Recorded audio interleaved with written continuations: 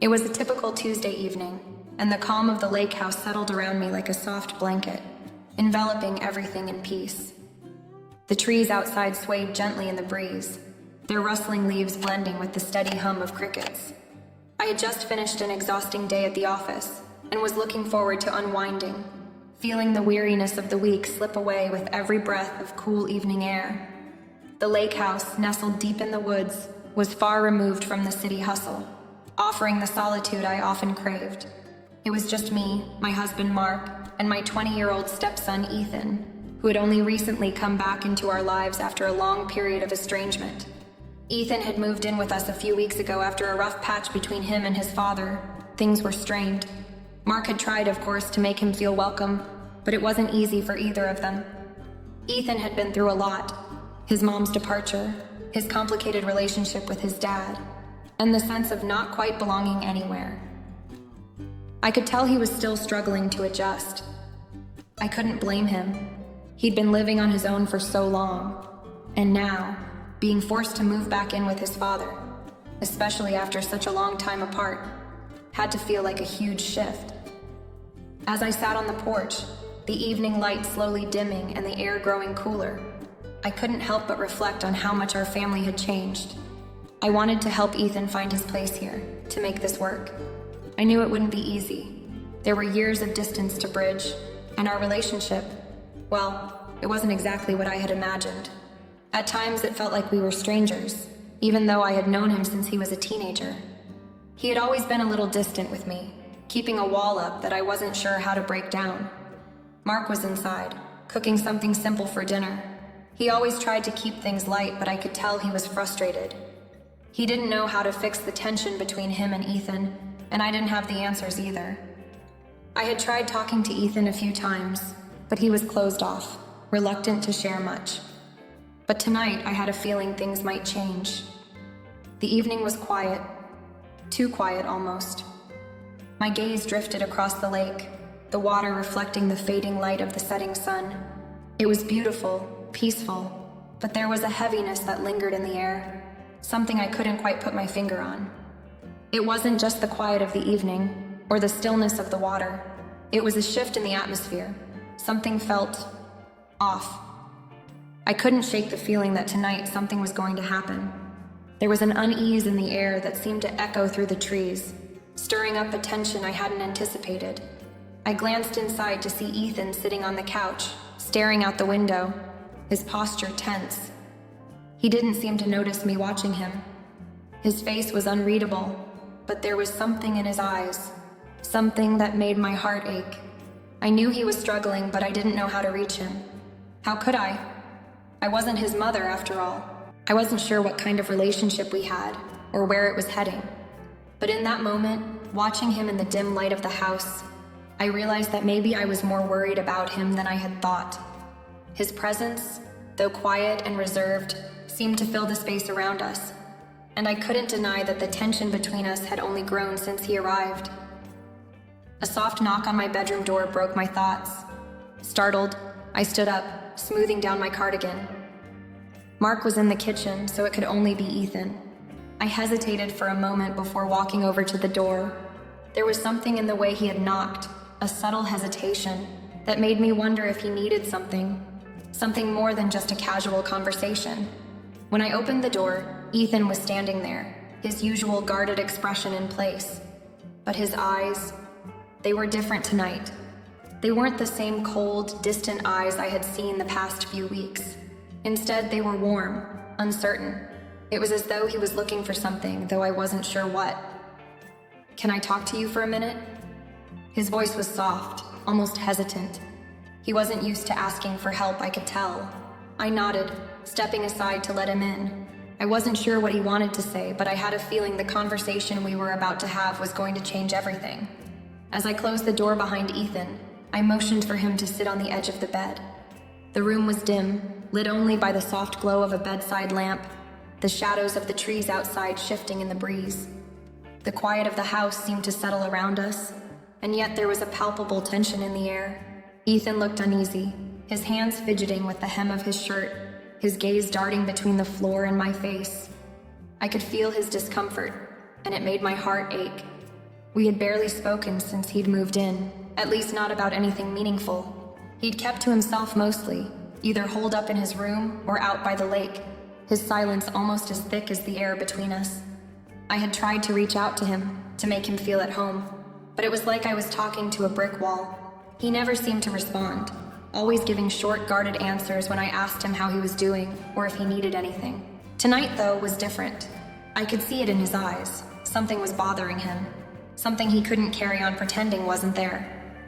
I waited for him to speak, but he seemed hesitant, as if he wasn't sure where to start.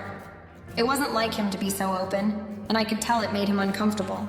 His usual tough exterior was cracking, and I couldn't help but feel a little guilty for not having been there for him sooner. I don't know where to start, Ethan muttered, running a hand through his messy hair. He sat down slowly, his shoulders slumping as if the weight of everything in his life was just too much to bear. I don't know if I can keep doing this. I didn't say anything at first, just let him take his time. I could feel the hurt radiating from him and my heart ached in a way I hadn't expected. He had always been so closed off, so defensive, and now here he was, asking for help without actually saying the words. It was clear that the past few weeks, living here with us, had been harder on him than he was letting on. I thought it would be different, he continued, his voice low. But it's not. I don't fit in here.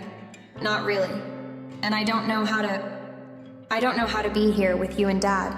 It feels like I'm just waiting for the next thing to fall apart. His words hit me harder than I anticipated. I had known things weren't perfect between him and Mark, but hearing Ethan admit just how out of place he felt, how unsure he was about the future, it was a punch to the gut. I had always assumed that he was just being stubborn, that his distance was because of his pride. But now I saw the truth in his eyes. He was hurting, and that hurt ran deeper than I had realized. Ethan, I know it's not easy, I said softly, sitting down beside him. I can't pretend to understand everything you've been through, but I'm here. I'm here for you. You don't have to go through this alone. He shifted uncomfortably at my words, clearly not used to receiving any kind of emotional support. I could see the wall inside him still there, but it was starting to crack. I could tell that the simple act of me acknowledging his pain, of being present for him in this moment, meant more to him than he was willing to admit. I don't know what to do with myself here, he whispered, his voice thick with emotion. It's like I'm stuck between two worlds, and I don't belong in either of them. I could feel the vulnerability in his words, the deep loneliness that came with being stuck between two families, between two lives. It wasn't just the physical distance between him and his mother or father that caused the rift. It was the emotional divide that had built up over the years. And now, here he was, stuck in a house that didn't feel like home, trying to find a way to navigate his complicated feelings. It must have been a nightmare for him, trying to figure out where he belonged in a family that wasn't his by blood, but had become his by circumstance. You don't have to figure it all out right now, I said, my hand reaching out to him instinctively. I placed it gently on his arm, trying to offer some comfort, some small sense of reassurance. You're here now, and we're going to work through it. I know it's not easy, but I'm willing to help you. We can figure it out together. For a moment, Ethan didn't respond. He just stared at the floor, his eyes distant, lost in thoughts I couldn't quite reach. I could see the walls he had built up around himself, and I could sense how difficult it was for him to let them come down. But he was here, in front of me, opening up in his own quiet way, and that was enough for now. I don't want things to be weird, he said quietly, his voice cracking. I don't want to be like this. I don't know how to fix it. You don't have to fix anything, I reassured him, my voice soft but firm. We just have to take it one step at a time. There's no rush. I could feel my heart go out to him in that moment. Here he was, a young man, struggling to find his place in the world, in this house and in his own family. I didn't have all the answers, and I wasn't sure how to help him fully, but I knew I couldn't leave him to navigate this alone. Not now. Not after everything he had been through. Ethan was silent for a moment longer, his head bowed, but then he finally lifted his eyes to meet mine. There was a soft vulnerability in his gaze, something raw and honest that I hadn't seen before. For the first time, I felt like he was really seeing me, not as a stepmother, but as someone who genuinely cared. And I knew in that instant that this moment would be one that changed everything between us. The room was thick with silence as Ethan sat there beside me, his back straight, but his posture betraying the discomfort he felt. I had hoped the conversation would start to wind down after our earlier exchange, but the quiet between us felt charged, like there was still more he needed to say. And something inside me felt the pull to listen. Something had shifted in him, and I couldn't help but feel the weight of it. It was as if the floodgates were opening, and he was just waiting for the right moment to let everything spill out. "I never really told you this before," he said, his voice breaking through the stillness. "About my mom. About what happened. I mean, I don't think I ever really understood it myself." I could tell from the look in his eyes that this wasn't easy for him.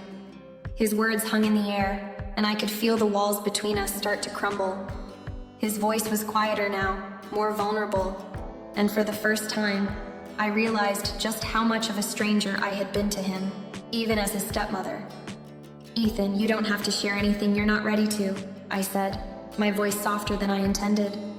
But there was something in his gaze that made me know this wasn't just about me offering comfort anymore. This was about him needing someone to listen, someone to hear him out. He nodded, but didn't look away.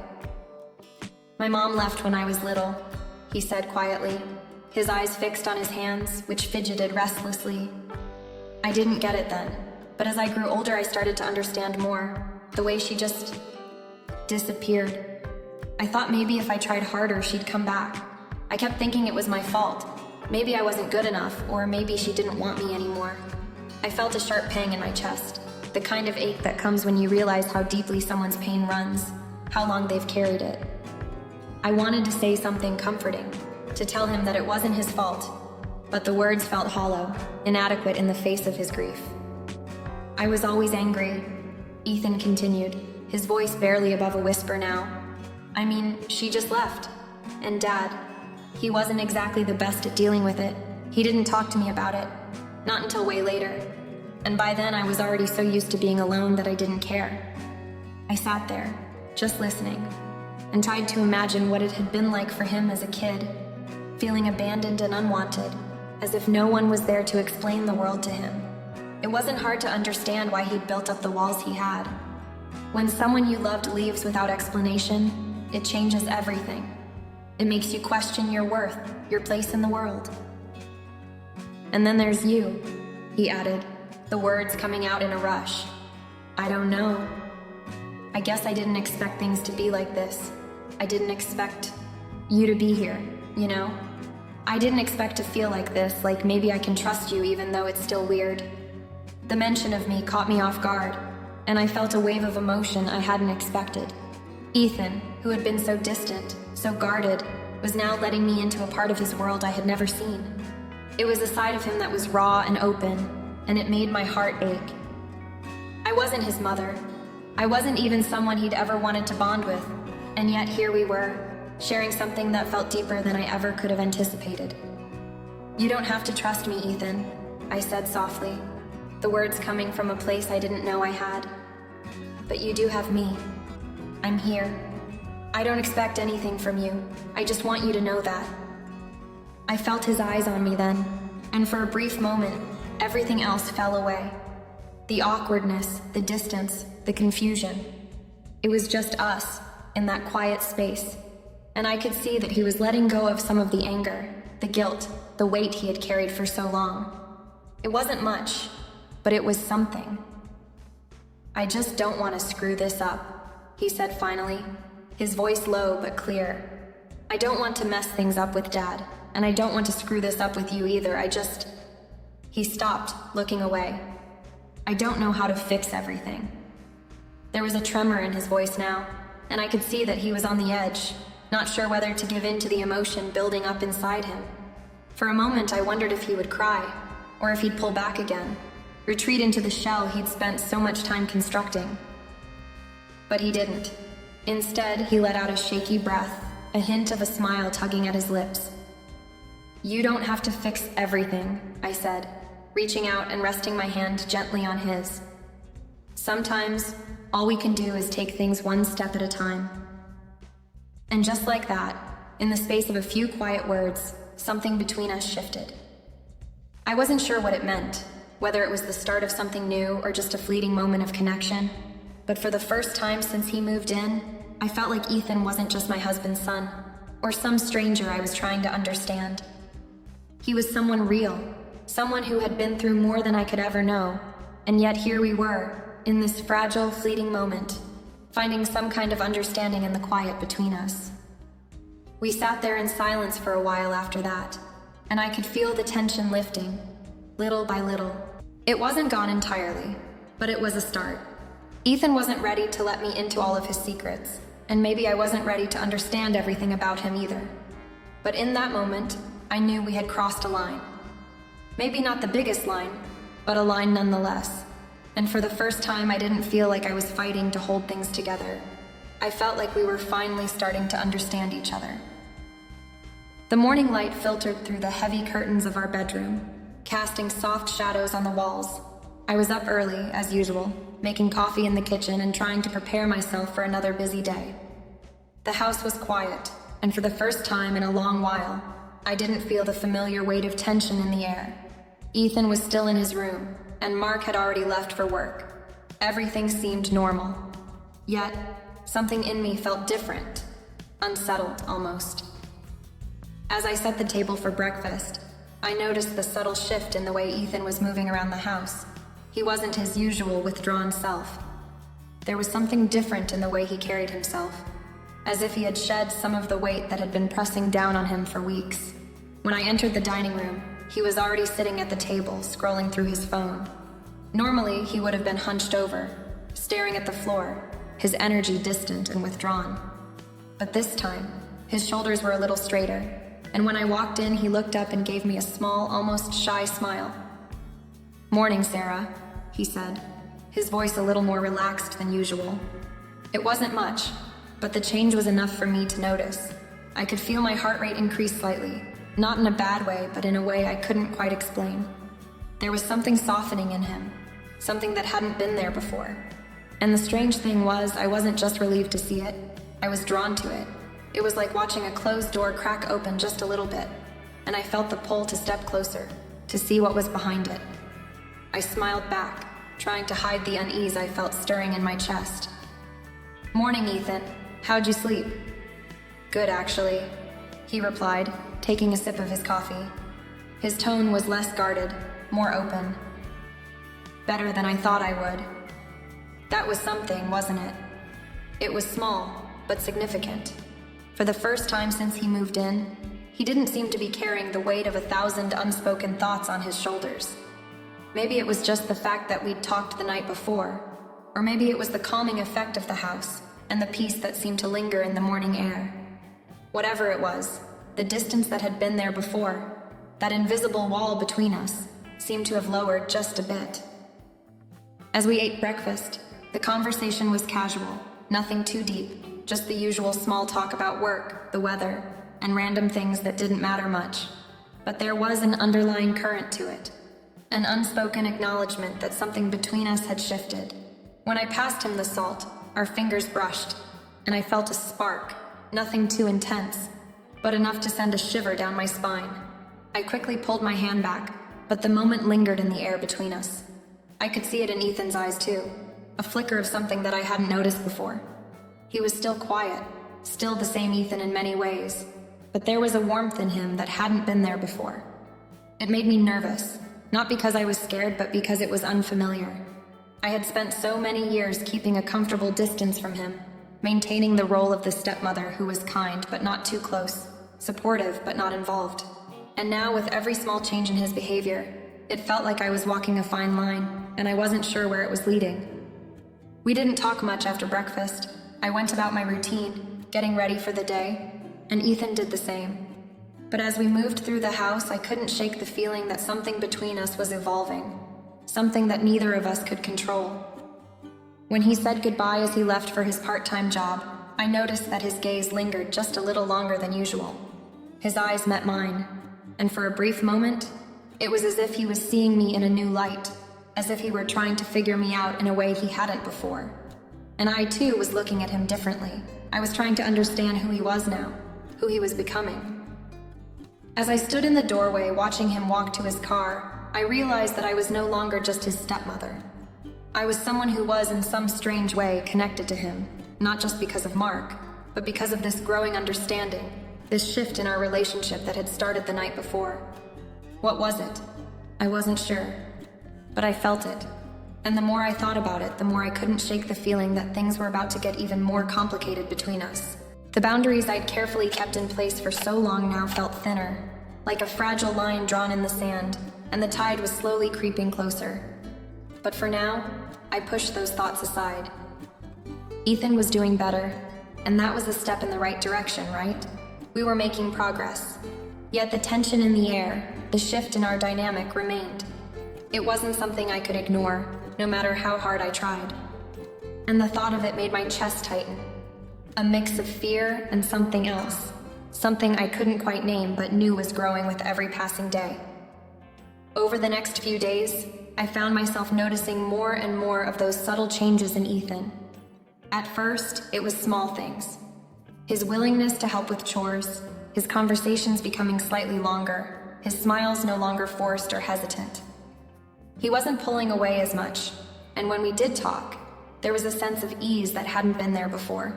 It was almost like he was becoming a part of the family, rather than an outsider in his own home.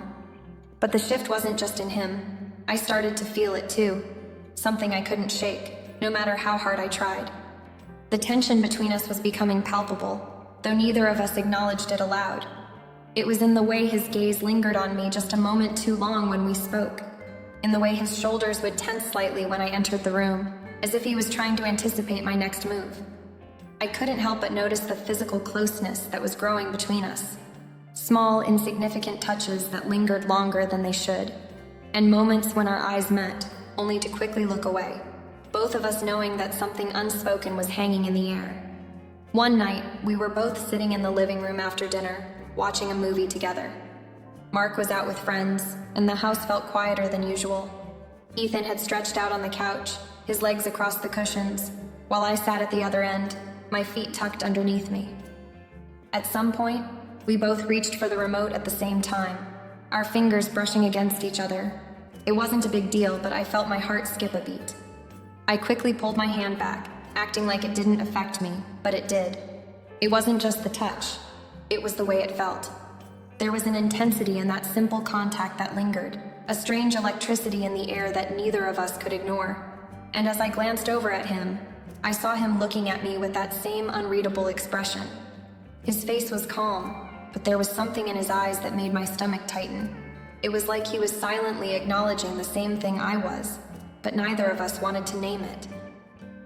The next few days felt like a slow burn, the tension between us growing stronger with every passing hour.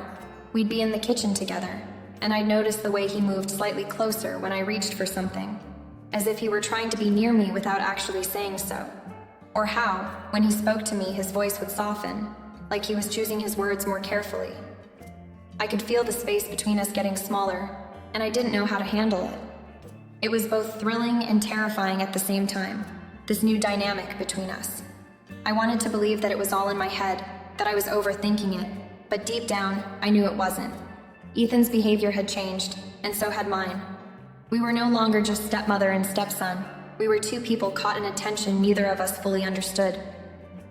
One afternoon, we were cleaning up after lunch when Ethan accidentally brushed against me again, this time on purpose, as he reached for a dish.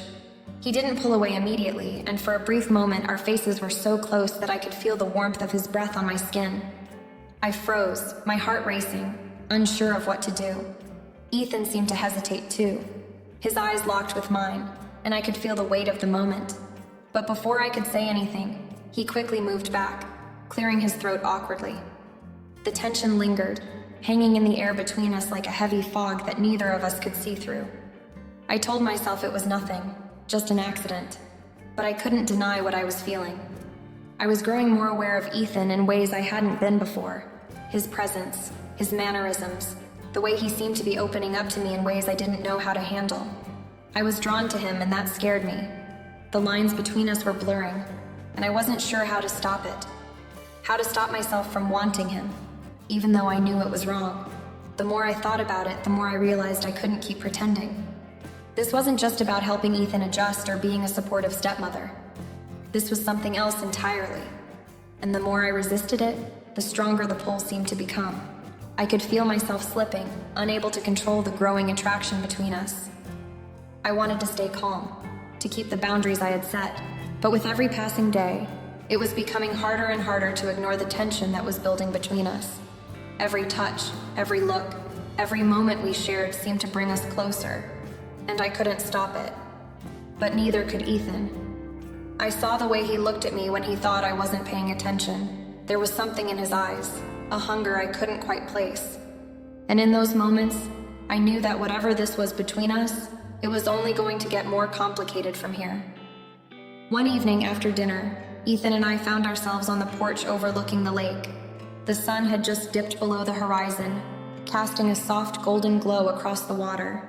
It was quiet, the only sounds coming from the gentle rustling of the trees and the distant call of birds. It felt like the world had slowed down, just for a moment, and in that stillness, the tension between us felt more pronounced than ever. Ethan was sitting in one of the chairs, his elbows resting on his knees, staring out at the water. I stood a few steps away, leaning against the railing, my arms crossed as I tried to make sense of everything that had happened in the last few days. I wasn't sure what had shifted, but I could feel it. Something was different now, something that neither of us could ignore any longer. It was Ethan who broke the silence first. "I never really thanked you for, everything," he said, his voice quieter than usual. His words were slow, like he was choosing them carefully, unsure of how to express what was on his mind. "For being here, for being patient with me. I know I've been a pain in the ass." I turned my head to look at him, surprised by the sincerity in his tone. Ethan had never been this open with me before. For the first time since he moved in, I could see the rawness in his eyes, like he was letting down the walls he'd built around himself just for a moment. "You don't have to apologize," I said, my voice soft, reassuring. "It's been a big adjustment for all of us, but we're figuring it out. You don't have to thank me." He shook his head, a small smile tugging at the corner of his lips, but it didn't quite reach his eyes. "No, I do. You've been more than I expected. I know I haven't made it easy on you." He paused, shifting in his seat, as if the weight of his next words had settled on his shoulders. "I'm starting to appreciate you more, Sarah. Not just as my stepmom, but as you. I mean, you're you're a good person." I felt a rush of warmth in my chest at his words, but there was something else too, a strange fluttering that I couldn't explain. I forced a smile, unsure of how to respond to this new side of Ethan. He'd never spoken to me like this before, and it caught me off guard. "Thanks," I said, my voice barely above a whisper, my hands now gripping the railing for something to hold on to. "That means a lot to me." He looked over at me, his eyes searching my face as though trying to gauge my reaction. The silence stretched between us again, thick with the weight of unspoken thoughts. It was like he was waiting for something, waiting for me to say something, to confirm what he had just shared. But I couldn't. Not yet. I didn't know how to put into words what I was feeling, and the truth was, I was terrified of where this conversation was heading. Ethan's words had unlocked something inside me, something I wasn't ready to face. There was a brief moment where our eyes met, and in that glance I saw something in him I hadn't noticed before. Something vulnerable, something human. It was like he was seeing me, really seeing me for the first time. And that made me feel exposed, more than I ever had in my life. He shifted again, breaking eye contact and looking down at his hands. "I know it's complicated," he said softly. "But I just wanted you to know that I appreciate you more than I can say. You've always been there even when I didn't deserve it. And I don't know how to say this, but I'm starting to realize how much you mean to me. Not as just my stepmother, but as someone I admire." My breath caught in my throat, the weight of his words settling in my chest. It was like everything in the world had stopped moving, and it was just the two of us, Ethan and me, caught in a moment that neither of us knew how to navigate. I swallowed hard, trying to steady my racing heart. "Ethan, you don't have to say that," I murmured, my voice trembling slightly. "I'm just doing what anyone would do. We're family, and that's what family does." But even as I said it, I knew it wasn't that simple. Because his words had already begun to unravel something deep inside me. Something I didn't want to acknowledge but couldn't ignore. This connection, whatever it was, had gone beyond anything I had ever imagined. Ethan stood up then, moving a little closer to me. "I don't expect you to feel the same way," he said, his voice almost a whisper. "I just needed you to know." And just like that, the tension that had been building between us reached its peak. The moment hung in the air, heavy with unspoken emotions and unacknowledged truths. I didn't know what to say, how to respond, so I did what I always did. I kept quiet, kept my feelings buried deep inside. But even then, I couldn't help but wonder, was I really keeping my feelings hidden? Or was I simply fooling myself? The truth was, I didn't know what this was, but I knew one thing for sure. It wasn't something I could easily ignore. Not anymore. After Ethan's confession, the air between us felt heavier. We shared small moments, accidental touches, lingering eye contact, but I tried to push them away, telling myself it was nothing. One afternoon, Mark was out, leaving just Ethan and me in the house. He sat on the couch, looking lost in thought. When I joined him, he looked up. "Sarah, I don't know what to do with all of this." His voice was soft, but it hit me hard. "What do you mean?" I asked, my heart already racing. He turned to me, his face full of vulnerability. Us. I'm scared of losing you. I don't know what I'm feeling, but it's more than I should." I froze, his words sinking deep. I wanted to comfort him, but my mind was a whirlwind. The connection between us was undeniable, but it scared me. "I care about you, more than I should," he whispered. I couldn't deny it anymore. There was something between us, something too strong to ignore. That evening, as rain tapped against the windows, Ethan and I were alone again. The silence was suffocating.